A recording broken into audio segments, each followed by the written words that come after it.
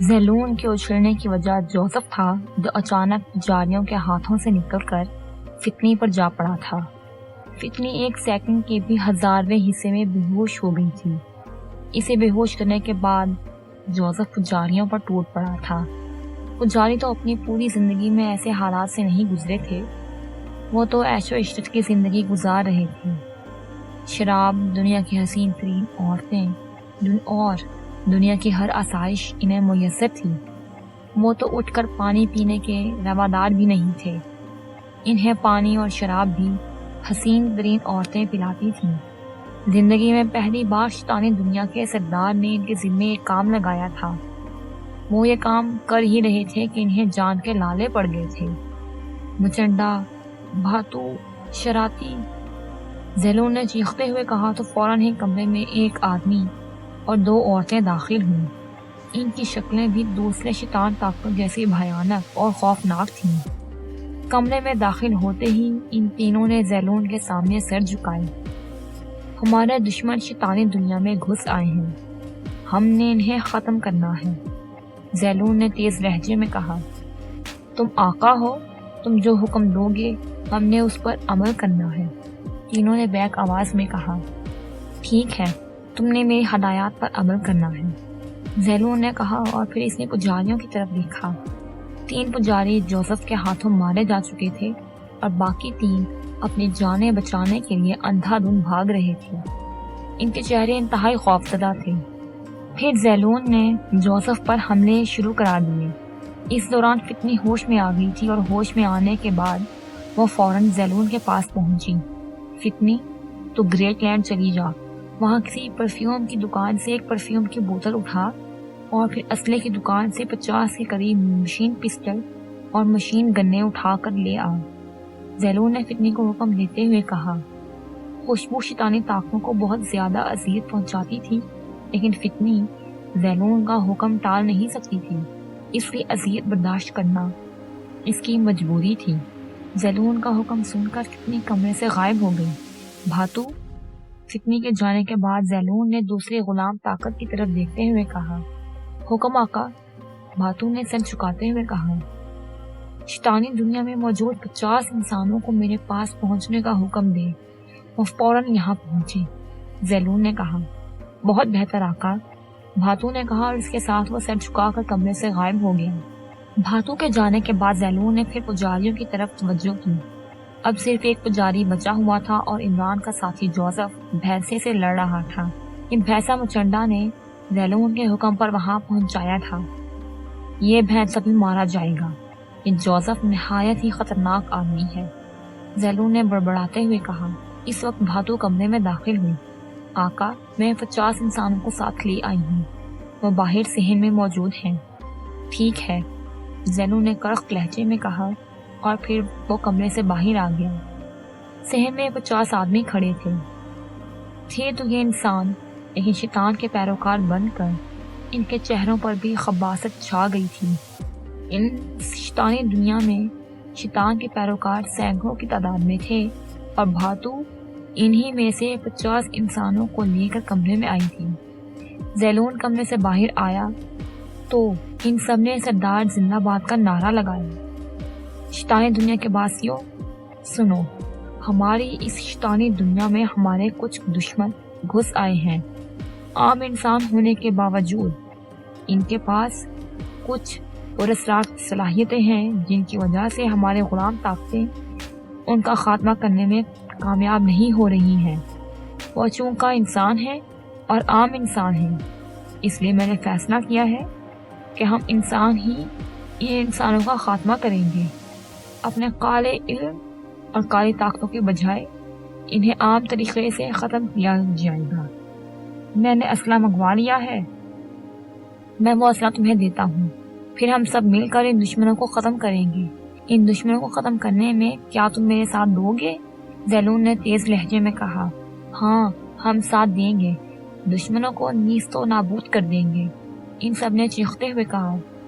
تم میرے اگلے حکم کا انتظار کرو، زیلون نے کہا، اور پھر وہ کمرے میں واپس آ گیا۔ فتنی واپس آ چکی تھی۔ کمرے میں مشین پسٹل اور مشین گنوں کا ڈھیر لگا ہوا تھا۔ فتنی، عمران کا صرف ایک ساتھی جوزف اس وقت ہوش میں ہے اور ہمارے لیے خطرہ بنا ہوا ہے۔ تو یہ خوشبو لگا اور جولیا کے روپ میں اس کے پاس پہنچ جا۔ تو اسے باتوں میں لگا جیسے ہی وہ کچھ غافل ہو میں خود وہاں پہنچ کر اسے بے ہوش کر دوں گا، تاکہ اسے بھی مہان آقا کے بت کے قدموں میں ذبح کیا جا سکے، کیونکہ وہ افریقہ کے مصر ڈاکٹروں کا دوست ہے۔ اس لیے اس کی قربانی سے مہان آقا بہت خوش ہوگا، اور اگر وہ غافل نہ ہوا اور مجھے موقع نہ ملا تو میں نے 50 آدمیوں کو بلا لیا ہے۔ ہم چاروں طرف سے ان پر فائرنگ کریں گے، اسے گولیوں سے چھلنا کر دیں گے۔ اس نے جتنا ہمیں نقصان پہنچانا تھا بس پہنچا لیا، اب اس نے مرنا ہے ہر حال میں، زیلون نے کرخت لہجے میں کہا۔ پھر چند لمحوں بعد زیلون کی آنکھوں کے سامنے منظر ابھرا۔ اس منظر میں فتنی جولیا کے روپ میں دکھائی دے رہی تھی۔ جوزف اس کے ساتھ کھڑا تھا اور وہ جوزف سے باتیں کر رہی تھی۔ زیلون ان دونوں کی باتیں سننے لگا۔ پھر جوزف فتنی کے پیچھے چلنے لگا تو زیلون خوشی محسوس کرنے لگا، اس لیے کہ فتنی جوزف کو دھوکہ دینے میں کامیاب ہو گئی تھی۔ لیکن زیلون کی یہ خوشی دیر پا ثابت نہ ہوئی۔ زیلون نے جوزف کے ہاتھ کو حرکت میں آتے دیکھا اور اس کے ساتھ ہی منظر اس کے ہاتھوں سے غائب ہو گیا۔ زیلون سمجھ گیا کہ جوزف نے فتنی کو بے ہوش کر دیا ہے۔ بھاتو جیسے ہی زیلون کی آنکھوں سے منظر غائب ہوا اس نے اپنے غلام طاقت کو آواز دی، حکم آقا۔ بھاتو جو کمرے میں ہی موجود تھی ایک قدم آگے بڑھتی ہوئی بولی، یہ اسلحہ باہر موجود تمام انسانوں میں تقسیم کر دی۔ زیلون نے بھاتو کو حکم دیتے ہوئے کہا، جی آقا۔ بھاتو نے کہا اور پھر وہ اسلحے کی طرف مڑی۔ اگلے لمحے وہ بھی غائب ہو گئی اور اسلحہ بھی غائب ہو گیا۔ اس کے بعد زیلون کمرے سے باہر نکل آیا۔ صحن میں پہنچ کر اس نے دیکھا کہ وہاں موجود تمام افراد کے ہاتھوں میں اسلحہ موجود تھا۔ آؤ میرے ساتھ، زیلون نے بلند آواز میں صحن میں کھڑے ہوئے آدمیوں سے کہا۔ پھر وہ چند لمحوں میں وہاں پہنچ گیا جہاں اسے فتنی کو بے ہوش ہوتے دیکھا تھا۔ اب فتنی کو آگ لگی ہوئی تھی اور اس کی دردناک چیخیں پورے جزیرہ آلائش میں گونج رہی تھی۔ وہ سب وہاں موجود بڑی بڑی جھاڑیوں کی اوٹ میں ہو گئے کیونکہ فتنی کو آگ لگی ہوئی تھی، اور جب تک فتنی کی آگ بجھ نہ جاتی وہ جوزف پر فائرنگ نہیں کر سکتے تھے۔ جبکہ فتنی کو جلتے دیکھ کر زیلون کی آنکھوں میں خون اتر آیا۔ پھر دیکھتے ہی دیکھتے فتنی آگ میں جل کر فنا ہو گئی۔ اس کے فنا ہوتے ہی جوزف اٹھا اور ایک طرف کو چلنے لگا۔ جس طرف جوزف جا رہا تھا اس طرف شیطانی معبود تھا۔ اس کا مطلب یہی تھا کہ جوزف کو شیطانی معبود کے بارے میں معلومات تھیں۔ جوزف، تجھے ان معلومات کا کوئی فائدہ نہیں ہوگا کیونکہ تو اب مرنے والا ہے، زیلون نے بڑبڑاتے ہوئے کہا، اور پھر اس نے اپنے ساتھیوں کی طرف اشارہ کیا تو انہوں نے یکدم ہی جوزف پر فائرنگ شروع کر دی۔ لیکن پھر اچانک انہوں نے فائرنگ روکی اور وہ خوفزدہ ہو کر ایک طرف بھاگنے لگے۔ عمران کے ذہن میں روشنی کا ایک نقطہ پیدا ہوا اور پھر وہ نقطہ بڑھنے لگا یہاں تک کہ عمران کا دماغ مکمل طور پر روشن ہو گیا۔ اس نے آنکھیں کھولی اور ادھر ادھر دیکھا۔ یہ ایک بہت بڑا کمرہ تھا۔ خاور، صفدر، تنویر اور جولیا اس کے ساتھ بے ہوش پڑے ہوئے تھے۔ دائیں طرف دیکھتے ہی اسے جھٹکا لگا اور وہ اچھل کر کھڑا ہو گیا۔ اس کی دائیں جانب شیطان کا ایک بہت بڑا بت پڑا ہوا تھا۔ اچھل کر کھڑے ہوتے ہی عمران نے اللہ اکبر کہہ کر جمپ لگایا اور اس کے دونوں پاؤں شیطان کے بت کے منہ پر لگے۔ یہ ٹکر اتنی زوردار تھی کہ شیطان کا بت ایک دھماکے سے زمین پر جا لگا اور بت کا سر دھڑ سے الگ ہو گیا۔ جیسے ہی بت کے دو ٹکڑے ہوئے کمرے میں ایک شور بلند ہوا۔ ایسا محسوس ہو رہا تھا جیسے سینکڑوں بدروحوں نے مل کر بین کرنا شروع کر دیا ہو۔ ایک دو لمحے بعد بہت سے بھیانک چہرے روتے ہوئے کمرے میں داخل ہوئے۔ ایک دو ان کے چہرے بہت بھیانک تھے اور پھر وہ خوفناک آواز میں رو اور چلا رہے تھے۔ کمرے کا ماحول انتہائی دہشت ناک ہو گیا تھا، لیکن عمران کو اس ماحول کی کیا پرواہ تھی۔ عمران یہ بات بھی سمجھ چکا تھا کہ شیطان کا بت ٹوٹنے کی وجہ سے یہ خوفناک چہرے اس طرح رو رہے ہیں۔ وہ سارے خوفناک چہرے چیختے چلاتے عمران کی طرف بڑھنے لگے۔ عمران نے فوراً ہی آیت مقدسہ کا ورد شروع کر دیا۔ پھر اس نے ان بھیانک چہروں کی طرف پھونک مار دی۔ جیسے ہی عمران نے پھونک ماری ان سب کو آگ لگ گئی۔ اب تو ان کی چیخوں میں اور زیادہ اضافہ ہو گیا۔ عمران نے چاروں طرف پھونکیں ماری اور اس نے جیب میں ہاتھ ڈال کر خنجر نکال لیا۔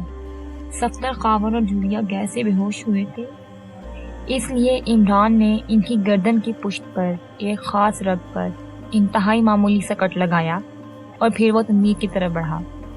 اسے تنویر کا معائنہ کیا، پھر اسے تنویر کے منہ اور ناک پر ہاتھ رکھ لیا۔ تقریباً 1 منٹ بعد تنویر کے جسم کو ایک جھٹکا لگا تو عمران نے اسے چھوڑ دیا۔ اس نے جولیا، صفدر اور خاور کی طرف دیکھا جو بے ہوش ہو چکے تھے۔ بھیانک چہرے اس وقت تک جل کر ختم ہو چکے تھے۔ اب چیخنے چلانے کی آوازیں کمرے کے باہر سے آ رہی تھیں۔ عمران، یہ باہر شور کیسا ہے؟ جولیا نے شور سن کر عمران سے پوچھا۔ اس سے پہلے کہ عمران جولیا کی بات کا جواب دیتا، تنویر کے منہ سے ایک کراہ بلند ہوئی۔ وہ سبھی تنویر کی طرف متوجہ ہوئے جسے ہوش آ رہا تھا۔ پھر اس کی آنکھیں کھل گئیں، لیکن ان میں شعور کی چمک نہیں تھی۔ چند لمحوں بعد تنویر یکدم چونکا اور اس کی آنکھوں میں شعور کی چمک بھی پیدا ہو گئی۔ اوہ، اتنا شور! کیا قیامت آ گئی ہے؟ کمرے کے باہر سے آنے والے شور کو سن کر تنویر نے کہا۔ ہاں، جس جگہ ہم موجود ہیں وہاں قیامت ہی آ گئی ہے۔ اس شیطان کے بت کو دیکھ رہے ہو؟ اسے میں نے توڑا ہے تو یہ شور برپا ہو گیا ہے۔ عمران نے مسکراتے ہوئے کہا تو تنویر کے چہرے پر حیرت کے تاثرات ابھرے۔ عمران نے اسے انتہائی مختصر طور پر تمام حالات سے آگاہ کیا۔ عمران، جوزف کہاں ہے؟ حالات سننے کے بعد تنویر نے جوزف کے متعلق پوچھا۔ وہ بھی اسی شیطانی دنیا میں کہیں نہ کہیں شیطانی طاقتوں سے نبرد آزما ہوگا، عمران نے کہا۔ عمران، اس کمرے سے نکلو، اس قدر شور سے مجھے سخت الجھن ہو رہی ہے، جولیا نے کہا۔ تم سب مقدس آیات کا گرد کرتے ہوئے اس کمرے سے باہر نکلو گے، عمران نے ان سے کہا تو سب نے اس بات میں سر ہلائے اور وہ گرد کرتے ہوئے دروازے کی طرف بڑھے۔ جیسے ہی انہوں نے دروازہ کھولا، شور میں ہزاروں گنا اضافہ ہو گیا۔ اب تو کان پڑی آواز بھی سنائی نہیں دے سکتی تھی۔ کمرے سے باہر ایک بہت بڑا میدان تھا اور یہ میدان اس وقت خوفناک و بھیانک چہروں سے بھرا ہوا تھا۔ ان چہروں میں نسوانی چہرے بھی تھے اور مردانہ بھی، اور خوفناک قسم کے جانوروں کی تعداد بھی بہت بڑی تھی۔ وہ سب مل کر چیخ رہے تھے، رو رہے تھے۔ جانوروں کی آوازیں درندوں کی آوازوں سے بھی زیادہ خوفناک سنائی دے رہی تھیں۔ یقیناً یہ منظر دل کی دھڑکنیں بند کر دینے والا تھا اور ایسا لگتا تھا جیسے قیامت آ گئی ہو۔ جیسے ہی وہ دروازہ کھول کر باہر نکلے، جانور اور زنانہ مردانہ چہرے ان کی طرف لپکے۔ عمران اور اس کے ساتھیوں نے ان کی طرف منہ کر کے پھونکیں ماری تو درجنوں شیطانی طاقتوں کو آگ لگ گئی۔ جس چیز کو آگ لگی وہ دہشت زدہ ہو کر بھاگے، اور پھر وہ جس چیز سے چھوتے گئے انہیں بھی آگ لگتی گئی۔ چیختی، چلاتی، شور مچاتی شیطانی طاقتوں میں بھگدڑ مچ گئی اور دیکھتے ہی دیکھتے ہر طرف آگ پھیل گئی۔ اب تحد نظر آگ ہی آگ نظر آ رہی تھی، لیکن ایک حیرت انگیز بات یہ تھی کہ اس آگ کی تپش عمران اور اس کے ساتھیوں کو محسوس نہیں ہو رہی۔ جوزف فائرنگ سے بچنے کے لیے رولنگ کرنے لگا۔ اس پر بیک وقت سینکڑوں کی تعداد میں گولیاں برسی تھی اور وہ محسوس کر رہا تھا کہ گولیوں کی اس قدر بارش میں کوئی نہ کوئی گولی اسے لازماً لگ جائے گی۔ لیکن پھر اسی لمحے فائرنگ کی آواز یکدم رک گئی۔ اچانک ہی جوزف کے کانوں میں چیخنے، چلانے اور رونے کی آوازیں آنے لگیں۔ یہ آوازیں ایسی تھیں جیسے بہت سی بدروہیں مل کر بین کر رہی ہیں، اور انہیں آوازوں کو سن کر ان شیطان کے پجاریوں نے فائرنگ بھوکی تھی۔ ان کے چہروں پر خوف کے بادل امڑ آئے تھے۔ وہ پھر ایک طرف دوڑنے لگے تھے۔ یہ دیکھ کر جوزف نے فضا میں چیتے کی طرح جست لگائی اور وہ چیتے ہی کی طرح اڑتا ہوا ایک آدمی پر جا پڑا تھا۔ اس کے ہاتھ میں مشین گن تھی۔ جوزف نے اسے مشین گن چھینی اور ساتھ ہی اس آدمی کی گردن پر مکہ مار دیا۔ اس آدمی کی گردن کی ہڈی ٹوٹ گئی۔ جوزف کے پاس اتنا وقت نہیں تھا کہ وہ اسے تڑپتا ہوا دیکھتا، لہٰذا اس نے آدمی کو مکہ مارتے اور اسے مشین گن چھینتے ہی وہ کھڑا ہوا اور اس نے دوڑتے ہوئے آدمی کے پیچھے دوڑ لگا دی۔ پھر دوڑتے دوڑتے اس نے مشین گن سیدھے کی اور ٹریگر دبا دیا۔ مشین گن سے درجنوں گولیاں نکلی اور اس سے آگے بھاگتے ہوئے کئی آدمی بھاگتے بھاگتے منہ کے بل زمین پر گرے۔ ایک ساتھ کئی چیخیں بلند ہوئی اور زمین پر گرنے والے تڑپنے لگے۔ باقی آدمیوں نے خوف و دہشت سے پیچھے مڑ کر دیکھا اور انہوں نے جوزف پر فائرنگ بھی کرنی چاہی، لیکن اب ان کے ہاتھ کانپ رہے تھے۔ ٹریگر پر وہ اپنی انگلیوں کا دباؤ ہی نہ ڈال سکے، لیکن جوزف نے ان پر دوسری بار فائرنگ کر دی۔ اس فائرنگ کے نتیجے میں مزید درجنوں افراد ہٹ ہو گئے۔ باقی بچ جانے والے اب موت کو سامنے دیکھ کر چیخنے چلانے لگے، آقا مدد، آقا بچاؤ۔ زندہ بچ جانے والوں نے شیطان کو مدد کے لیے بلانا شروع کر دیا۔ شیطان نے اس موقع پر بھلا ان کی مدد کو کہاں آنا تھا، وہ ان سے بہت دور تھا اور انہیں اس حال میں دیکھ کر خوش ہو رہا تھا۔ اس کے سب سے بڑے دشمن انسان اس کی غلامی کی حالت میں مر رہے تھے، اور اس کی تو ہمیشہ سے ہی کوشش تھی کہ انسان بہکا رہے، سیدھے راستے پر نہ چلے اور کفر کی حالت میں مرے۔ اس نے ان انسانوں سے بہت سے وعدے کیے تھے، اس میں یہ وعدہ بھی شامل تھا کہ اگر ان پر کوئی مشکل وقت آئے گا تو وہ ان کی مدد کرے گا۔ اس لیے انسان اسے مدد کے لیے بلا رہے تھے اور وہ کہہ کے لگا رہا تھا۔ زندہ بچ جانے والے چیختے چلاتے اور شیطان کو مدد کے لیے بلاتے ہوئے پاگلوں کی طرح دوڑ رہے تھے۔ جوزف نے اس دوران استعمال شدہ مشین گن پھینک کر دوسری مشین گن اٹھا لی تھی اور اس سے بھاگنے والوں پر ایک بار پھر فائرنگ کر دی۔ دیکھتے ہی دیکھتے سوائے ایک آدمی کے باقی سب جوزف کی فائرنگ سے مارے گئے۔ جو ایک آدمی بچ گیا تھا، جوزف نے اسے جان بوجھ کر بچایا تھا۔ وہ اسے کچھ باتیں پوچھنا چاہتا تھا۔ بچ جانے والا آدمی زمین پر گر گیا تھا اور یہ ایسی نظروں سے جوزف کو دیکھ رہا تھا جیسے جڑیاں شکرے کو اپنی طرف بڑھتی دیکھ رہی ہو۔ تمہارا نام کیا ہے؟ جوزف نے اس سے پوچھا۔ راکلر، اس نے خوفزدہ لہجے میں کہا۔ تم فائرنگ بند کر کے بھاگ کیوں پڑے تھے؟ جوزف نے اس کے قریب بیٹھتے ہوئے کہا۔ یہ آوازیں سن کر، راکلر نے خوفزدہ لہجے میں کہا۔ اب آوازوں کی شدت میں کافی حد تک کمی آ گئی تھی۔ یہ آوازیں تو شیطانی طاقتوں کے رونے اور چلانے کی ہیں، جوزف نے کہا۔ ہاں، یہ شیطانی طاقتوں کی آوازیں ہیں، لیکن ان آوازوں میں انسانوں کی آوازیں بھی شامل ہیں جو شیطانی مذہب اختیار کر کے یہاں رہ رہے تھے، لیکن اب سب کچھ ختم ہو گیا ہے۔ وہ سب جل گئے ہیں۔ اب کچھ دیر بعد یہ جزیرہ بھی سمندر کے پانی میں ڈوب جائے گا اور اس کا نام و نشان مٹ جائے گا، راکلر نے کہا، اور اس کے ساتھ ہی وہ رونے لگا۔ جوزف نے اسے روتے دیکھا تو اس نے راکلر کے منہ پر تھپڑ مار دیا۔ راکلر کے کئی دانت ہل گئے اور اس کے منہ سے خون بہنے لگا۔ چپ کر ورنہ گردن مروڑ دوں گا، جوزف نے اسے ڈانٹتے ہوئے کہا تو وہ خاموش ہو گیا۔ یہاں یہ بتا، یہ سب کچھ کیوں ختم ہوا ہے؟ جب وہ چپ ہوا تو جوزف نے اس سے پوچھا۔ یہاں معبد میں مہاناکا کا بہت بڑا بت تھا اور شیطانی دنیا اس بت کی وجہ سے آباد تھی۔ جس دن اس بت نے ٹوٹنا تھا، اس دن اس جزیرے پر تباہی آنی تھی۔ آج مہاناکا کا بہت بڑا بت ٹوٹ گیا اور تم نے دیکھ لیا ہے کہ اس جزیرے پر تباہی آ گئی ہے۔ مزید تباہی کچھ دیر بعد آئے گی، راکلر نے کہا۔ تو اب بھی شیطان کو آقا کہہ رہا ہے بدبخت، جوزف نے غصیلے لہجے میں کہا۔ ہاں، وہ بہت طاقت والا ہے، راکلر نے کہا تو جوزف نے اسے ایک اور تھپڑ جڑ دیا۔ ایڈیٹ، وہ طاقت والا ہوتا تو اپنے اس جزیرے کو بچانا لیتا جو ایک عام انسان کے ہاتھوں تباہ ہو گیا ہے، جوزف نے بدستور غصیلے لہجے میں کہا۔ راکلر کی بات سن کر جوزف سمجھ گیا تھا کہ شیطان کے بت کو توڑنے والا عمران ہی ہے اور اسی وجہ سے یہ تباہی آئی ہے۔ اچھا یہ بتا، زیلون کہاں ہے؟ جوزف نے اس سے پوچھا۔ زیلون ہمارے ساتھ ہی تھا، شیطانی طاقتوں کے رونے کی آوازیں سن کر وہ بھی حواس باختہ ہو کر بھاگ پڑا تھا اور تمہاری فائرنگ کی زد میں آ کر وہ بھی مارا گیا، راکلر نے کہا۔ وہ تو خود کو پہاڑ جیسا مضبوط اور طاقتور سمجھ رہا تھا، وہ تو تم سے بھی کمتر نکلا، جوزف نے تنزیہ لہجے میں کہا تو راکلر نے اس کی بات کا کوئی جواب نہ دیا۔ اچھا اب یہ بتا کہ یہ جزیرہ کتنی دیر تک ڈوب جائے گا؟ جوزف نے پوچھا۔ میرے خیال میں جزیرے کے درمیان سے پانی کا فوارہ پھوٹ پڑا ہوگا اور جلد ہی یہ پانی اتنا بڑھ جائے گا کہ چند گھنٹوں میں یہ جزیرہ ڈوب جائے گا، راکلر نے کہا۔ یہاں کوئی موٹر بوٹ یا اسٹیمر وغیرہ ہے؟ جوزف نے راکلر سے ایک اور سوال پوچھا۔ نہیں، یہاں اسٹیمر یا موٹر بوٹ نہیں ہے، راکلر نے انکار کی صورت میں سر ہلاتے ہوئے کہا۔ تو کم وقت پھر ہم یہاں سے نکلیں گے کیسے؟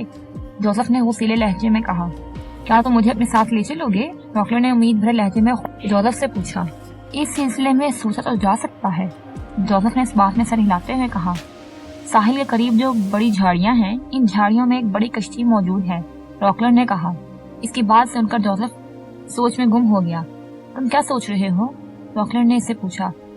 میں نے تم سے کہا تھا کہ اس سلسلے میں سوچا جا سکتا ہے، میں وہی سوچ رہا ہوں، جوزف نے کہا۔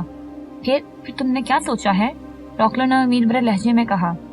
میں نے یہ سوچا ہے کہ شیطان کے پیروکاروں پر ترس کھانا خود پر ظلم کرنا ہے، جوزف نے کہا، اور اس کے ساتھ ہی اس نے راکلر کی گردن پکڑ لی۔ موت کے خوف سے راکلر کی آنکھیں ابل پڑی۔ جوزف نے اس کی گردن کو جھٹکا دیا اور پھر اٹھ کھڑا ہوا۔ چیخ مارنے کے بعد راکلر تڑپنے لگا۔ جوزف تیزی سے محبت کی طرف بڑھنے لگا۔ ابھی وہ 4-5 منٹ ہی چلا تھا کہ رک گیا اور اس کی ہونٹوں پر مسکراہٹ آ گئی، کیونکہ اس نے عمران اور اس کے ساتھیوں کو دیکھ لیا تھا جو اس کی جانب آ رہے تھے۔ बॉस, मिस्टर तनवीर को देखकर मुझे बहुत खुशी हो रही है। इसने करीब आने पर जोसेफ ने मुस्कुराते हुए कहा। तनवीर को जिंदा देखकर सबसे ज्यादा खुशी जूलिया को हुई है। क्यों जूलिया? इमरान ने मुस्कुराते हुए कहा। हाँ बिल्कुल, तुम्हें इसमें कोई शक है? जूलिया ने कहा तो तनवीर का चेहरा खुशी से खिल उठा। मुझे तो बिल्कुल शक नहीं है, भला बहन भाई के प्यार पर कौन शक कर सकता है, और भाई को सही सलामत देखकर सबसे ज्यादा खुशी बहन को ही होती है।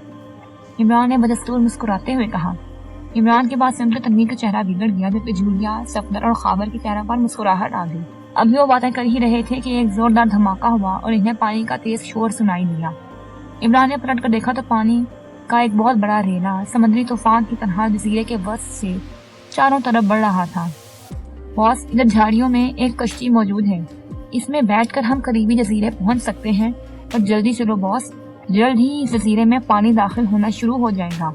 1 घंटे के अंदर अंदर ये जजीरा गर्क हो जाएगा। जोसेफ ने पानी का रेला देखकर इमरान से कहा और फिर साहिल के करीब इशारा करने लगा जहाँ झाड़ियों में कश्ती मौजूद थी। जोसेफ की बात सुनकर इमरान और इसके साथी तेजी से साहिल की तरफ भागने लगे। अगर आपको ये नॉवल अच्छा लगा हो तो लाइक और सब्सक्राइब करना मत भूलिएगा और अपने दोस्तों के साथ भी शेयर कीजिए ताकि वो भी इससे लुत्फ अंदोज हो सकें। बहुत बहुत शुक्रिया आपके इंतजार का। पेश होंगे एक अलग और नए नॉवल के साथ, तब तक के लिए अल्लाह हाफिज।